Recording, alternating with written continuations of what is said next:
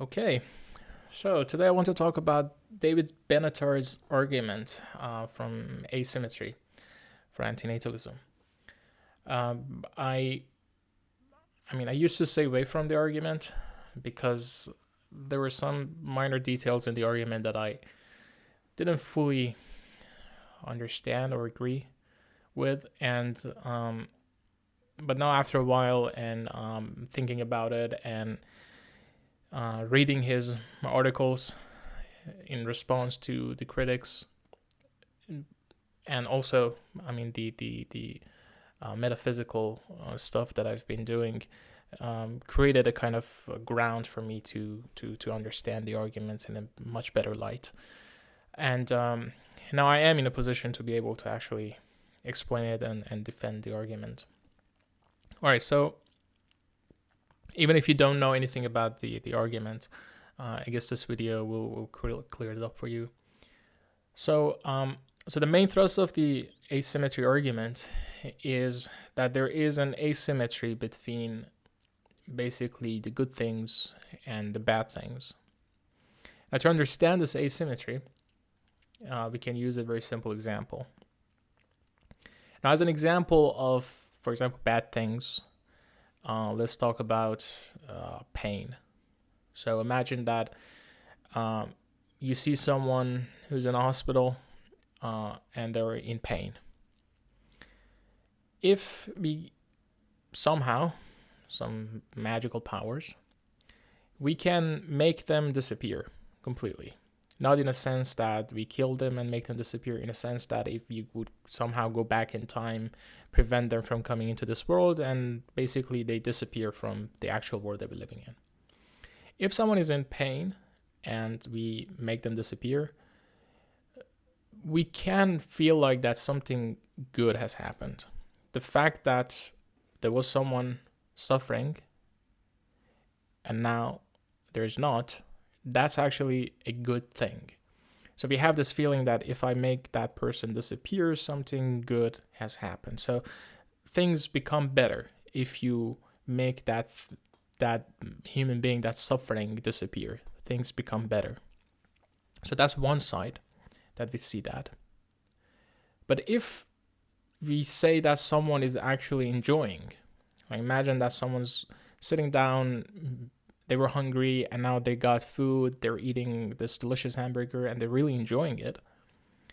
If you make them disappear at that moment, it seems like that we don't feel that something bad has happened. Like it's not a bad thing that they disappeared. Now it might look a little bit counterintuitive, but if you think about it, it's actually true. So why is that? And what does this actually lead to? So this was just an example, right, of trying to understand exactly what's happening. In a more general structure that we can actually make like a philosophical case upon it, the point is that if we see some deprivation in the world, if you see someone who's deprived of something, they don't have their health, they don't have food, or they don't have peace or anything. They would be, for example, in pain, they would be anxious, they won't have enough. They're deprived of something. We have this feeling that, okay, we want to help them, in some sense. You see something, people are suffering, and you're like, okay, like I wish like I could help in some way. And if someone who's deprived disappears, now there is no one else who's deprived. There's no more of that deprivation. And that's a good thing. We feel that, okay, something's good happened. Now that deprivation with that person, they're gone.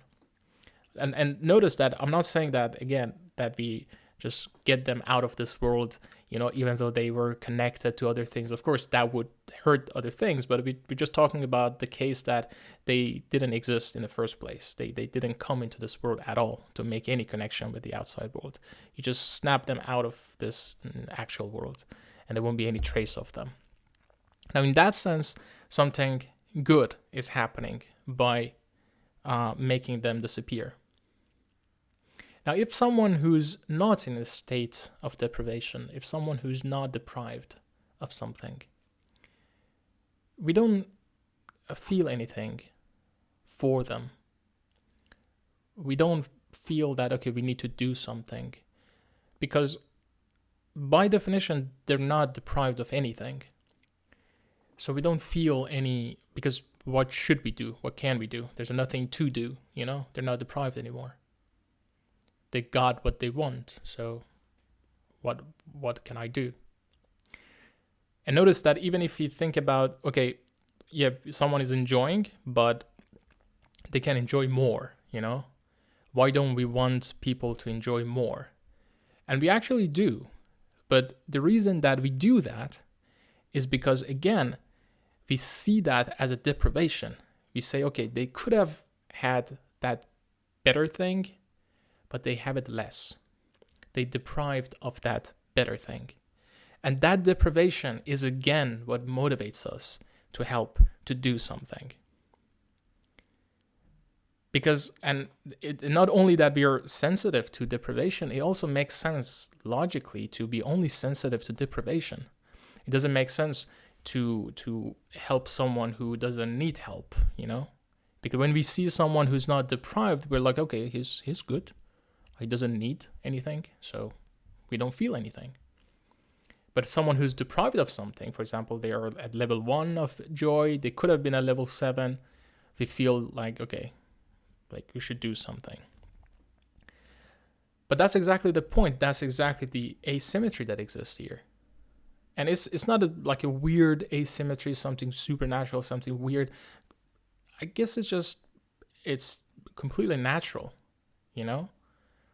But it shows itself in this funny way that if you make someone who's in a state of deprivation disappear completely, you feel like, okay, something good has happened, Someone was suffering, but now they're not, Now the world is better. But if someone who's, fulfilled, they're not deprived of anything, if they disappear, things are not worse. Things don't get worse. And also note that things would get worse if you get, for example, happiness from someone. So you exist, they're enjoying their food, you get that joy out of them. Things get worse. Why? Because if they still exist, then you put them in a state of deprivation. And that's, again, something bad has happened. But when we make someone who's enjoying his burger completely disappear,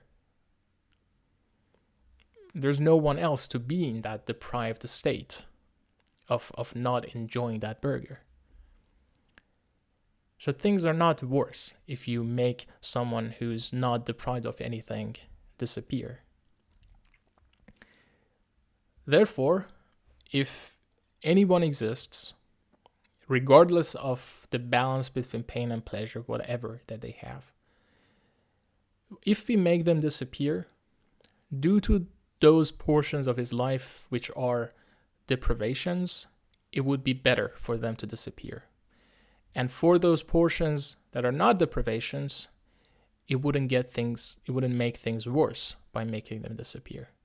Therefore, making people disappear in sum and in total would make things better. Or in other words, as Benatar likes to put it, it's always harmful to come into existence. And this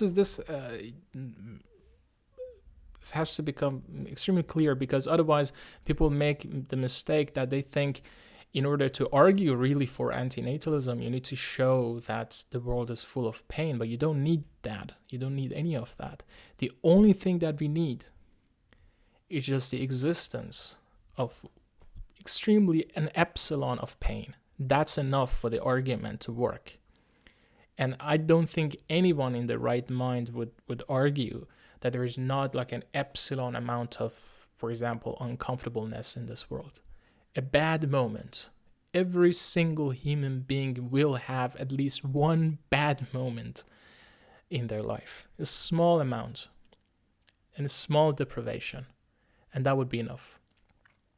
Because if we make them disappear, because of that small deprivation, things would be better for them. So in total, it would be better, because the non-deprived part, that wouldn't make things worse. So that's the main thrust of the argument. There's this asymmetry. If you make them disappear, things will get better. Therefore, it's always a harm to come into existence.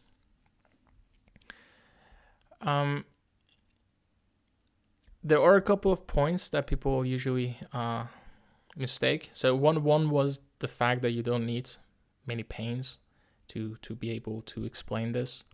You just need a single deprivation is enough.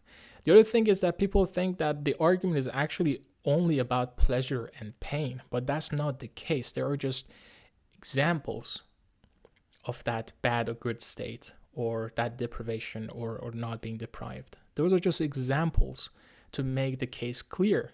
Benatar is not talking about pain and pleasure. We're not saying here that pain is bad, because that's how some people, it seems, react to antinatalist argument. They say, okay, like they are saying the presence of pain, bad.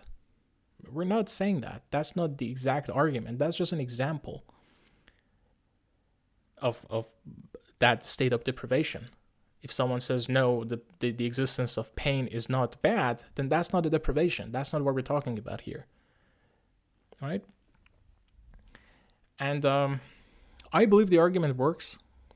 And Benatar also talks about this, that if we assume like this imaginary world in which there is not a single pain, like it's heaven basically, right?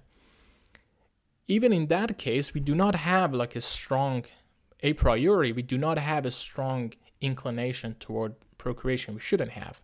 Why? Because in both cases, there are no deprivation. On one side, you have this perfect world where everyone is in heaven, they're enjoying. So by definition, there is no deprivation because everyone is happy. And on the other side, there is no one to be deprived. So on both cases, there are no deprivation. Like none of them is worse than the other one.